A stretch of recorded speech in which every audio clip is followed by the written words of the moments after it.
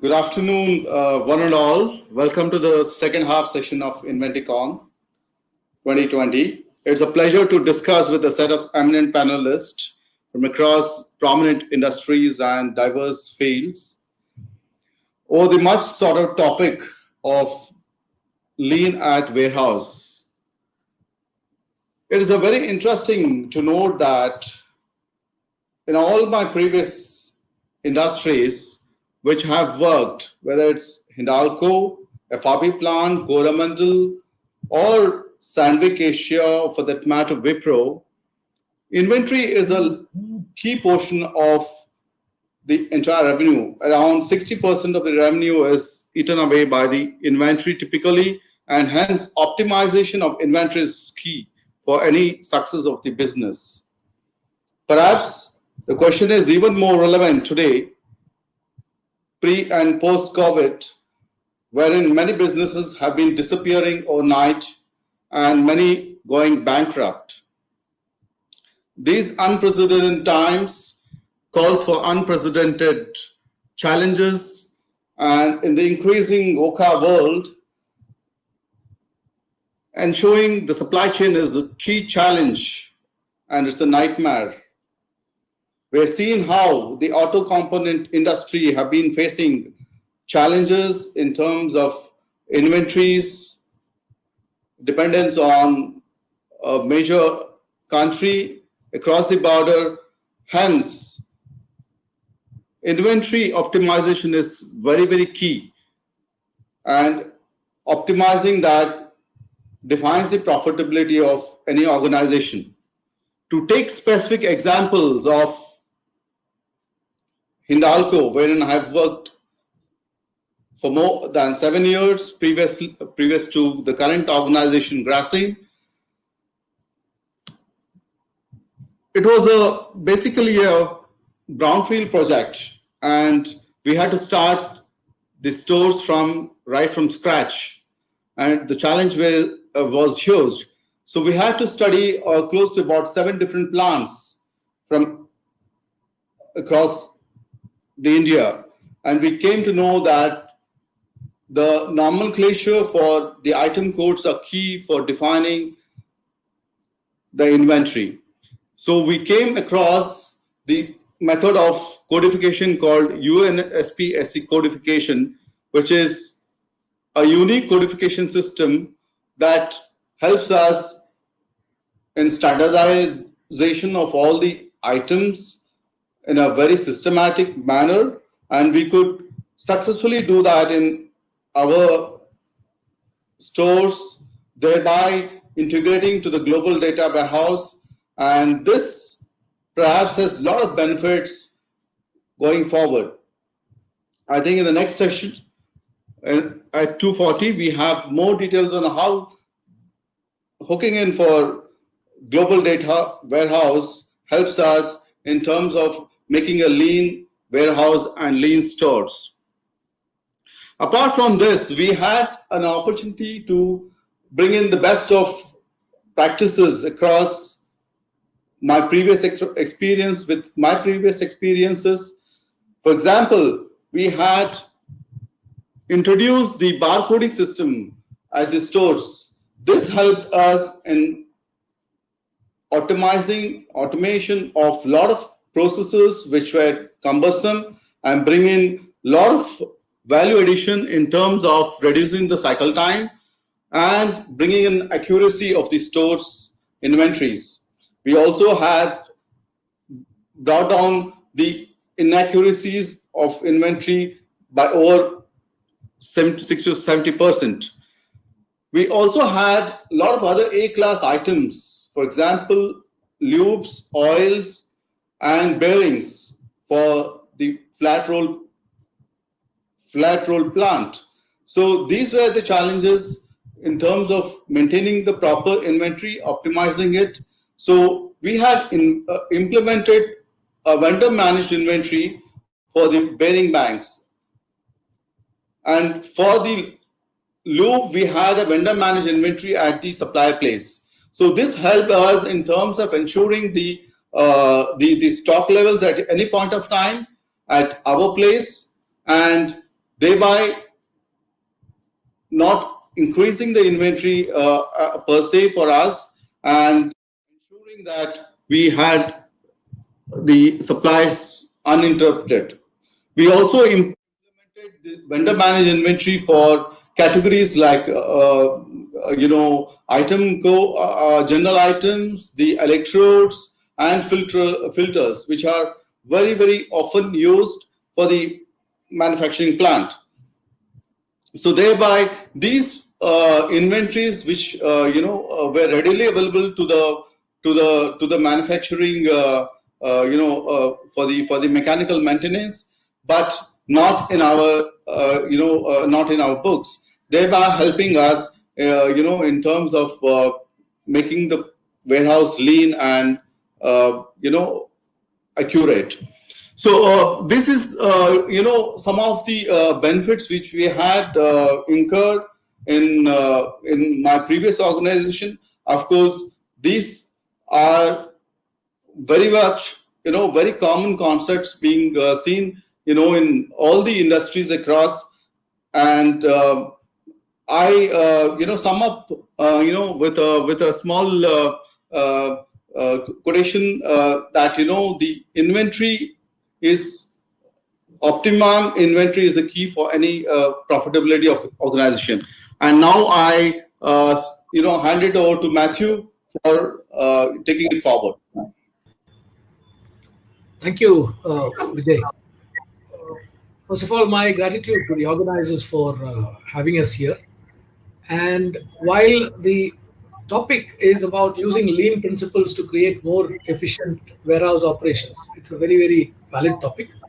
I work for Indian Oil Corporation Limited, and we are also, besides into petroleum products, petrol pumps and the like, we are also into lubricants as also petrochemicals, where majority warehousing is there.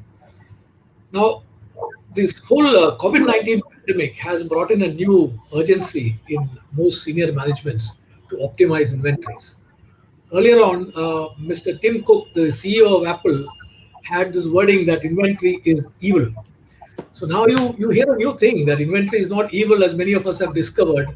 We were having some initial chatting before we went on to this, and we heard horror stories about what happened so near yet so far.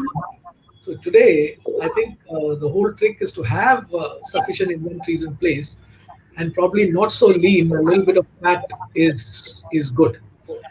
I want to structure my discussion on maybe two grounds. We've all heard about the 5S, and I'm sure my senior colleagues who are more experienced in that are going to talk about that.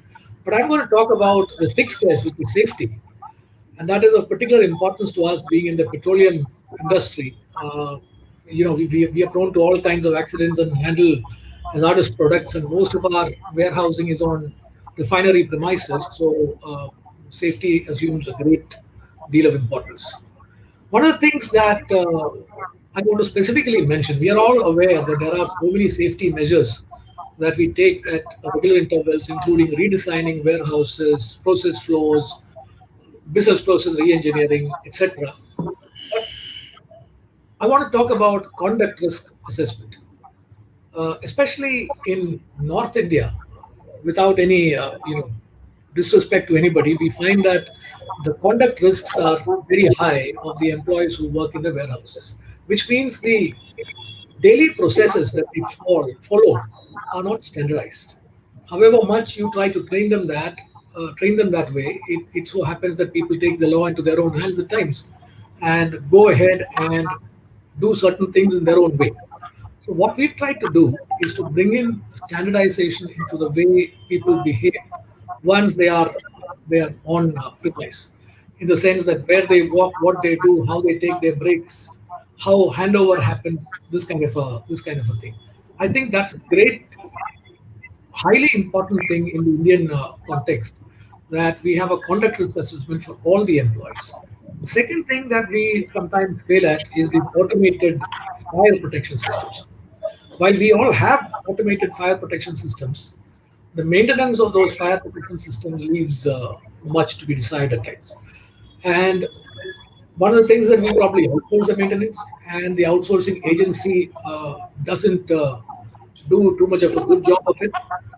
So this is probably why that kind of thing happens.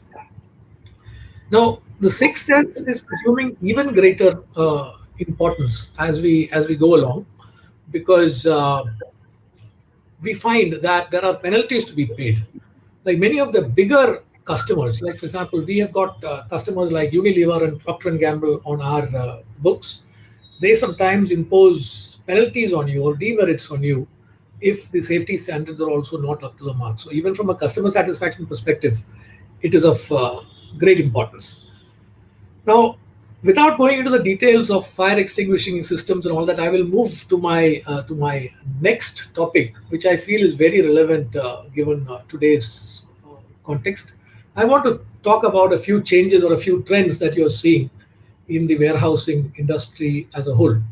Number one is, I briefly mentioned that it is lean to higher inventory. Inventories are getting more and more optimized, more and more localized. So people are not, the senior management is not against holding higher inventories where uh, that is needed. In fact, this entire pandemic taught us one thing, and that was the fact that look, certain materials have disconnected from certain other materials. In our own industry, we saw tremendous demand for detergent intermediates, which we couldn't even sustain. It was that bad. Imported materials were not coming in. Our own production was not enough. It was difficult to get it across from, let us say, Borough or Chennai. Warehousing was limited. There was only, we all went by the central warehousing concept. So now what has happened in this 4 months or 5 months is that a host of satellite warehousing is being opened, which then leads me to a second trend. The second trend would be that look, there will be more of multi-user, third-party warehousing contracts, even for big companies like us. Earlier, we were more focused on own warehousing. Now we are going in from in-house to the third-party logistics module. Similarly, within that also from dedicated to multi-user, it's an acceptable thing now.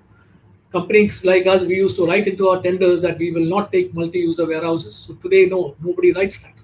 We are all saying that to reduce cost, give us multi-user, we are ready to accept multi-user. And GST has enabled some of those principles very easily. Third is longer term to shorter term logistics contracts. Although the service providers may not like it, the reality is that people are looking for shorter term warehousing contracts because we don't know what is the future. And that will lead to us to the next trend, which is the growth of on demand warehousing. And like I said, it's now all about availability of product and not so much about low inventory per se. The other thing we saw and we learned is that the supply chains in itself are getting focused from global stroke regional to national and local. And there are two, three sides to this. One is that the supply chain broke up during the pandemic. Second is we see the governments coming forward and taking steps to localize production to protect local jobs, etc. So that is the other point which is happening now. Centralized warehousing. We were all big advocates of centralized warehousing. Like I said, today we are looking for fragmented warehousing across the country, major ports, major consumption cities, etc. So this is another major change which has come. And from a market-wide focus to a city-focused inventory holding methodology. And finally, increased automation, of course. I'm very proud to note that we recently had announced an investment in of about 14,000 crores in a polyethylene terephthalate plant out in Paradip. And the beauty of that is we had a warehouse which was to be built at a cost of 97 crores. So finally, when the approval came in, we adopted to go for an ASRS warehouse at a cost of 635 crores, which means that the company was willing to spend almost 500 crores more in automated warehousing just to obviate manpower and safety risks, which are now so evident and staring us in our face. So, increasing automation is now coming. Along with increasing automation comes green warehousing. We run the warehouse dark, no lighting. We run the warehouse 24 hours with maximum automation. So this is another thing which is happening. It goes well with the company's policy of carbon credits, etc. So, to conclude, inventory has suddenly become not so bad. It may not be very good from a financial standpoint, but it's a lesson to all of us that inventory per se is not that bad. Distributed inventory is certainly not bad. We always used to think that distributed inventory is bad, central inventory is better, but distributed inventory is now uh, gained its strength, and automation is an idea whose time has come, and therefore the lean principles that we so obviously talk about, which are obviously Japanese in origin, are going to get adopted by us much sooner than we ever thought was possible. Thank you so much.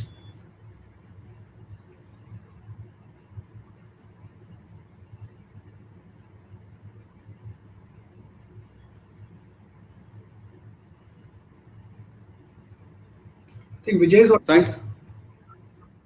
Thank you, Matthew, for your inputs. I think over to Ashutosh. Yeah, hello everyone. Myself, Ashutosh Tapadia. I head the business for BigBasket.com. Many of you may know what BigBasket does, but just for the uninitiated, we are into online ordering of groceries, and we supply groceries to the doorstep. We have 2-3 different business lines, which some of you might not know. So we have our own dark stores from which are majorly closer to the customer. We also have our central warehousing outside the city. So for example, for Mumbai, we have our warehouses in Bhiwandi, which are huge setup points. And we have smaller warehouses near the customer setup point.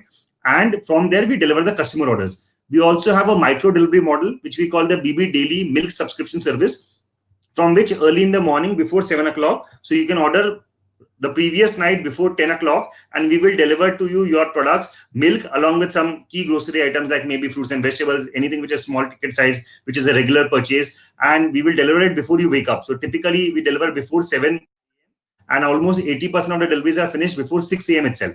And all these sort of deliveries for the end customer are held together by our back-end warehousing support, which is in Bhiwandi, which is why I wanted to discuss a few key principles that we use to for our sort of lean warehousing, right? So the 3 sort of enemies of lean warehousing is supposed to be Muda, Muri, and Mura, right? These are 3 Japanese words, which basically means wastage, overburdening of resources, and also unevenness of work, right? So I will just take you very shortly how in BigBasket we try to accommodate all these 3 problems and let them not affect our warehousing processes.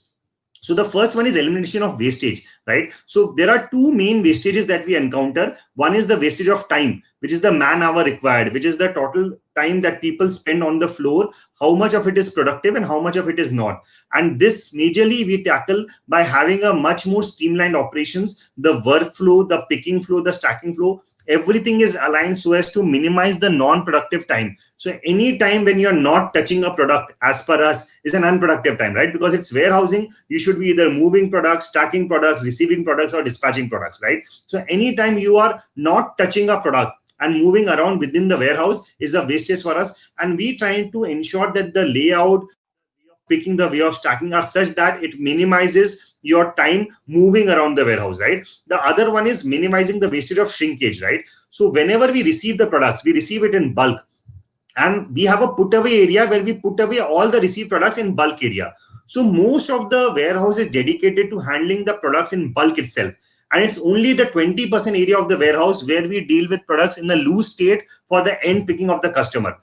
It is always much easier to handle products in the bulk because the chances of wastage and handling damage is reduced. So we are able to considerably reduce our shrinkages by handling most of the products in most of the time in bulk and having a very small area where we tackle them in a loose format.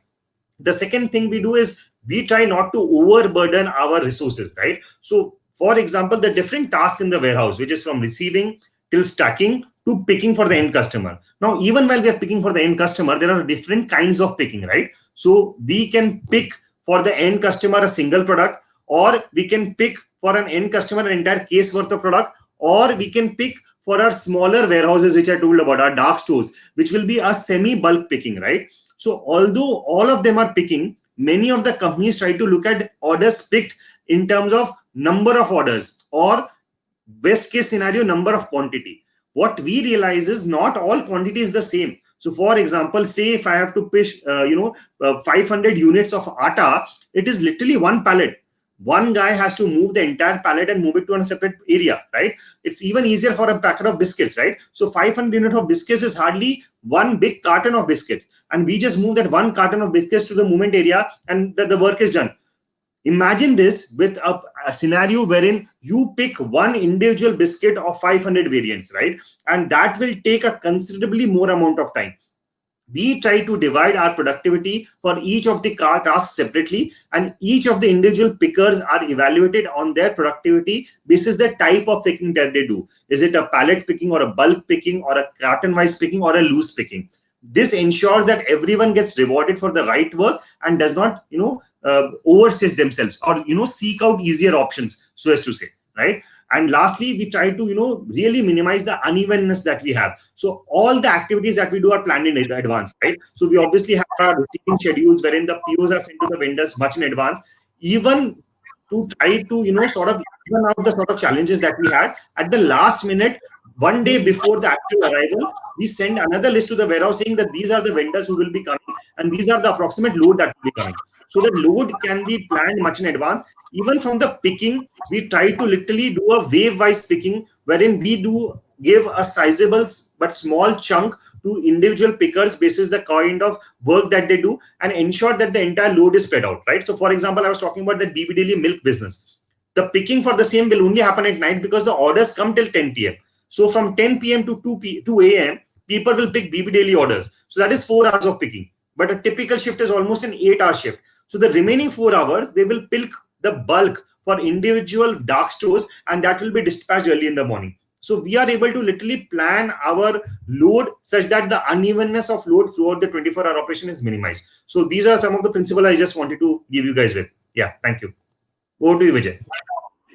Okay, thank you, Ashutosh, for those lean principle at Big Basket. And now we would like to hear from Parmeshwaram. Hi, thank you, Vijay. And I'm Parmeshwaran from Piramal Enterprises. I take care of distribution and planning for the consumer products division, which is OTC brands. When building upon the points of the infrastructure as told by Mr. Matthew and the process as told by Mr. Ashutosh, see, the most thing important thing which comes also as additional point is the people, because finally the people have to be having that kind of efficiency and then involvement to get the things done, because otherwise whatever work you give the people, if they are not fully involved themselves, they can prolong it for the entire period. Instead of 4 hours, they can take it to 8 hours. So looking from that point of view, actually I got certain points in respect to relationship and the respect for people. So it's very important because whenever we are talking about a CNFA or a warehouse, normally we little differentiate between the communication level or the kind of how do we really have the discipline by way of, let's say, location of people, because we think that sometimes it's a warehouse, we can, it's okay, acceptable in warehouse. It's not like that actually. So we need to ensure that whatever we are having our own this set of rules, is office the same way we learn to treat it as a warehouse also.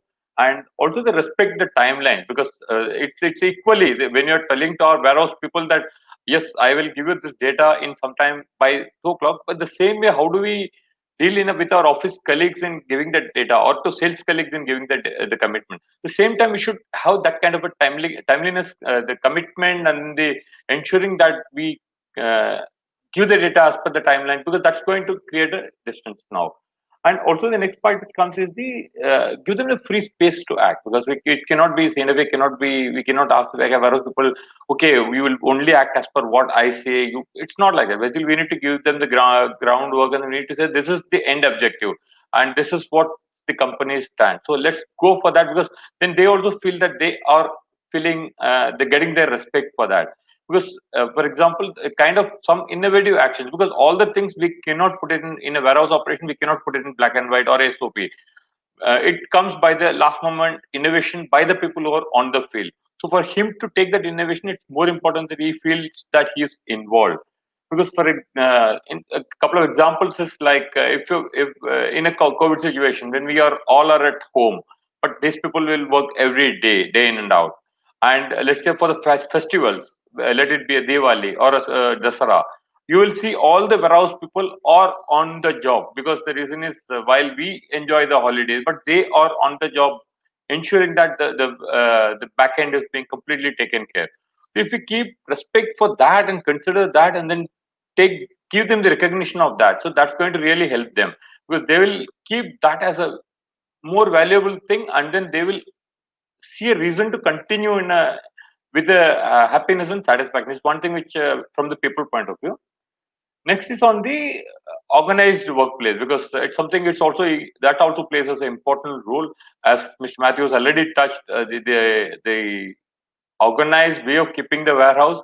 Warehouse cannot now, earlier or the days wherein we used to call, it was not a warehouse, it was earlier, it was a transport agency, then a C&FA, then a 2P, then a 3P, then a 4P. Now it's a customer service provider. Well, it's the migration which is happening. So we can't be now considering as a warehouse, you can keep it the way we want. No, because finally, if we want to get the efficiency, to get all the things within done in 4 hours, we need to ensure that even in warehouse we maintain the same way as we maintain our office.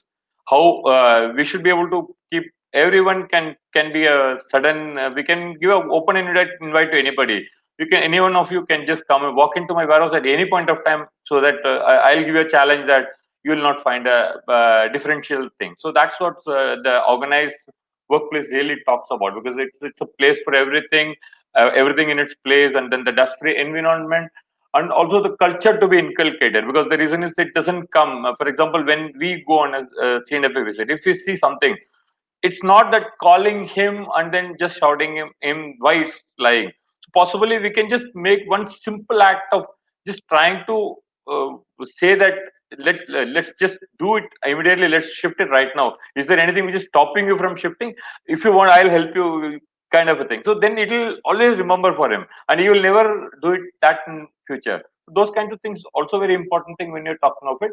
And the process check, because nowadays with the way the technology is coming, we can always have the video call to ask the WhatsApp call to say, or a video call to say that now take me around to the warehouse, and then go to the right hand corner, go to the left hand corner, because the people also knows which are the places which is actually who knows the warehouse well can ask him to direct him to that, go to that space. So that will also help us to ensure that it's being maintained. So these are all some points which just came into my mind, and I thought this will also be a support for the lean warehousing structure. Thanks.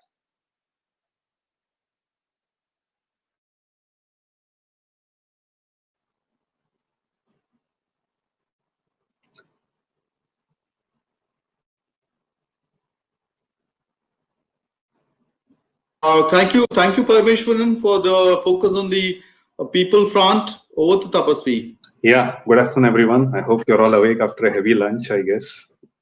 Okay, I am Tapasvi. I head logistics for Henkel Adhesives. So here today, I think Mr. Parmeshwaran, who spoke just before me, he touched upon very important topics. That is man management. I mean, if those guys are not led well and they are not enabled, then I don't know whatever principles we apply, that is safety, lean, all go for a toss. So they'll definitely have to be taken care of. Acknowledge you, Mr. Parmeshwaran. And Ashutosh, you have been instrumental in me having the daily breakfast, and the milk also, because as you said, they used to deliver in time. Really hats off to the big basketers who did that. Really acknowledge that. Yeah, coming to the future of warehousing.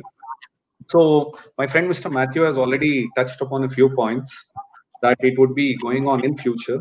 But now currently what is happening is in Henkel also, we have identified a few years ago, that is 2 years ago, the future is ASRS. That's because, see, how we have evolved is we have evolved from a go down to a warehouse to a distribution center. Distribution to an automated distribution center is what we are looking at in the current future.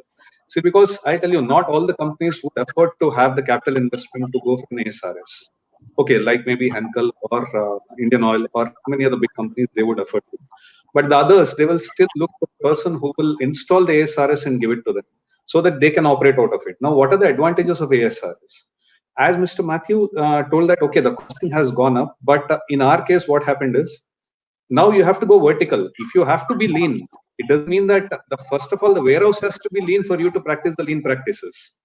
Later on comes the practices. First, make your warehouse lean. So that is the reason currently we thought is we'll go vertical. You have seen all the traditional warehouses which go for 10 feet, 15 feet, 20 feet. Now we are also planning to go for 36 feet. 36 feet height warehouse with ASR. And there are warehouses which are going up to 50 feet and 60 feet also with auto cladding. So the cladding structure itself supports the ASRS, and there you can have your automated operations. So in that way, the future of warehousing is that. So one is the service providers have to get together to achieve this. I'll tell you, in Coke also, I was with Ultratech, then Coca-Cola, then with Bacardi, I mean, various industries. So I have seen warehousing across the industries, and I have implemented some good practices there also, for which I won awards in Bacardi and Coca-Cola Best Service to Sales Award. And in Ultratech, we almost thought that the future warehousing is such. In 2008, we implemented an order management system for warehousing also. So in that way, the warehouse used to trigger the automatic orders. Even now, most of the companies would be doing it, but there are a lot of other companies would like to go into it. That is the reason. So the warehouse will trigger automatically what has to be the stock levels, and it will create an STO and give it to the main distribution center or the plant. So in that way, with this project, they have referred me to IIM Ahmedabad also for a program in supply chain. So these are the few kind of things which we implement. Companies are willing to accept. It is only that we have to push. We need to learn about the technologies, push, and then we can achieve this. And second is shared services, 4PLs. That is the mantra in future. That is what we have to target for. Because having an ore warehouse and managing the people, say for example, I'll tell you a simple example. When Henkel started a warehouse, there were some companies like Dettol, that is RB. We were sharing a warehouse with RB. So the advantage was that as soon as RB got the permission to operate in the COVID situation, automatically, because we were sharing the warehouse facility with RB, we also got the permission automatically to operate the warehouse. So in that way, going in future, if you have your own warehouse and say that you'll manage with your people tomorrow, when such kind of things in future might come, might not come, but we have to plan for adversities. So in that case, what happens is your warehouse is shut for a while, then it is shut. You will not have alternate points or contingency points to cater to. So that is where you have to think about having satellite centers, as Mr. Matthew told, shared services. And tomorrow, if you have to reduce the touch points in terms of lean, how would you do the stock counting? Stock counting has to be done through drones. How would that be automated? If drone has to go and take the stock count, how should that be automated? That has to be done through RFID tagging. So all these are enablers for lean warehouse management. So technology is what drives lean. That is what I can say in the future. Thank you. Thanks, Tapasvi, for that wonderful sum up. And I think now we have covered all the topics for today, and we can take a couple of questions. The question one is on basically people again. How can lean principle help create a culture where people at all levels understand the motive and work together towards the goal of the organization? How to tackle problems? I think Parmeshun, can you take this question? Yeah, thanks. See, on seeing this question, I recollect in one of my early organizations where we had come across the same. Actually, I can give you the example of TPM. So when this was actually the TPM, in fact, covered the entire thing, right from the objectives to the deliverables. So we wanted to ensure that it doesn't go by a simple mail across to the C&FAs or the employees. No, we said that it needs to be explained in a proper way. So what we did was in each and every C&FA location, we had arranged on a Saturday half a day session outside in a hotel. It started with a lunch. Actually, then we started with a thanking note, and then we had completely taken out this project, and then with a link that what is the action of them, how it will contribute to the top line and or the motive. Because once if they've understood that by doing the accuracy in picking and not sending a right product, this is the impact there. So it can be a sale loss if I do a different SKU, or if I load it wrongly. So then they really understand its impact, and then that's how it really creates the impact. So I think that a kind of personal communication involving all together and taking a kind of a oath, or a kind of a free discussion, and a free the buying from the team is an important thing which can really help us to take this forward. Is and once if that is done, then you can always have the documentation part. That's the my submission. Thank you, Parmeshwaran, for that. And question from Ms. Pandey. It says, how can the lean principle be applied for round-the-clock safety concern, and how to tackle any unfortunate event? So, anybody would like to answer this, or can I take it? I can take Matthew, it please go partially. ahead. Yeah. Now, the lean warehousing principles, by their inherent nature, promote safety. The process flow and movement minimization is one of the principles of lean warehousing. For example, internal transportation, driving forklifts around. The lean principles look for that driving to be minimized in some way, and processes are built into your daily operations such that is minimized. Second is any defects, adjustments, missed picks, rework, etc. are also frowned upon, and there are very strong uh, processes in place to tackle those. Inventory, we don't use congested inbound or outbound areas, and we don't store much of obsolete stock. We try to maintain good visibility of all stocks, and we also try to utilize all the areas, and generally make the material storage and handling very efficient. Now, the movement of people is also outlined in a very, very significant way, as also our waiting time, delays, bottlenecks, etc. Overproduction is frowned upon. Over-processing, performing unnecessary activities like labeling and checking when it is not needed, that's also frowned upon. And ignoring employee creativity is actually also frowned upon in the inherent underlying principles. So when you combine all these things, it is actually a recipe for safety which is inherently built into this particular aspect. Now, there's a very interesting part of that second question which we are trying to answer. There is a reference to round the clock, which leads me to a theory that we have in the oil industry, that most of the accidents happen at night when the third shift is in operation. It is a joke that we have. I can't say it is fully true. It's not true all of the time.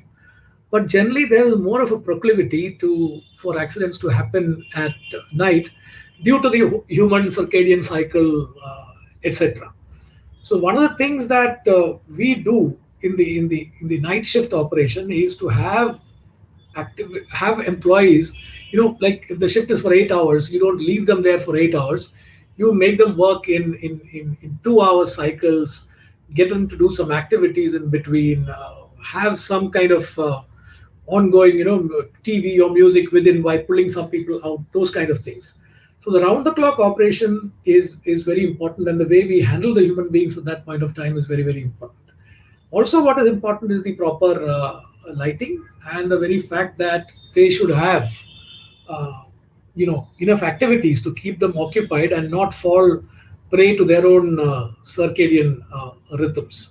So again, my submission in summation is that the very principles of lean warehousing are inherently encompassing the safety aspects which are so much needed. Thanks. Thanks, I think, Matthew, for that sum up on safety. As we have already discussed in this, session, that the 6S is for the safety, and if you have the 5S in place in any plant, then probably then the unfortunate incidents and all would not end up. So that's a linkage between safety incidents and proper Okay, so let's go to the next question. Number 3 and 4 seems to be similar, and it's more on people. Ashutosh, you would like to take this?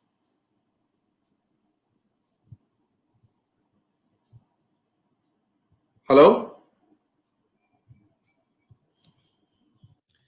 Yeah, hi. So the question we have is, how do we deal with the blue collar employees to work efficiently, have better productivity, better commitment, and what are the sort of engagement activities that we can implement to drive this? Right. So these are the two questions that we have. And for me, the answer to both of them are linked, which is what Matthew sir also suggested. The way we look at it is how in line or in sync are all your employees with the whole principles of lean management, right? How in sync they are. And I'll tell you how we tackled it. So initially we thought that everything at a planning level needs to be done by the top management, the execution needs to be done by the guys on the floor, and the implementation is done by the middle management. And we came up with some of the best solutions that we could come up with in terms of managing our inventory, zoning, using a wave format, using a type-wise picking, using a area-wise tracking, and so on. And we implemented that. We found out that we normally took almost 21 days for any new implementation in terms of a new zoning or a new planning exercise. While this is not a bad time altogether, in a fast changing scenario, we don't have that much time, right? We need to have a much faster turnaround. So what we did was, we actually now use 3 days as a cascade program for any new implementation, from the top management to the guys on the floor. The first 3 days are in a way wasted only to tell the employees that what are we planning to do and why we are planning to do. And the whole impact of this is amazing. So after those 3 so-called wasted days, now we are able to implement any new principle in the next 7 days. Because earlier, for example, I'll tell you a very good example here. What we decided was that almost out of the 15,000 SKUs that we have, the top 200 SKUs contributed to 30% of the volumes in the sales, right? This will be your typical atta, Tetra Pak milk, dal, rice, and so on, right? And when we tried to implement this by saying that some top SKUs will be keeping on pallets and we'll be moving only on pallets. So even for the end stores, we will send these products on pallet. We literally face a lot of issues, when we are trying to implement it across the country, wherein I don't have enough floor space. Half the time my reach trucks are actually stacking the pallets up, then they're again taking on the evening, and so on and so forth. Because we were only trying to optimize it for them. But after we told them why we are doing it, then we started getting solutions. Ki, boss, I have an area which is typically empty. Why don't I keep atta here only? So if I receive an atta today, I will keep it here because I know at night I will have to dispatch it in pallets, right? So these are the solutions that come in when we try to implement it from the ground up. We try to discuss with them, and this is the most motivating piece that you can have for any employees. Once you make them involved and a part of the whole planning process, the execution becomes faster and they feel much more involved and much more motivated in trying to ensure that the whole program is success. So that's my summary on this. Thanks, Ashutosh. And to sum up, we had a nice discussion over the lean at warehouse, focus on the people aspect by Parmeshwaran, then the the lean principle being implemented by Big Basket, delivering the milk before 6. That's nothing more leaner than that. And Matthew taking through a lot of aspect on safety. 6S, of course, is one of the vital thing for any industry. Any safety incidents would mean a lot of cost, which is also a dent on the image of an industry. So these days, a lot of safety incidences are happening untoward, and this is even more a focus, in the current context. And of course, Tapasvi, giving some good examples on some of the principle, implemented at Henkel. Thanks one and all for your wonderful participation. It has been a wonderful session. I owe to Rohan for the next proceedings. Thank you, one and all. Thank you. Thank you. Thank you,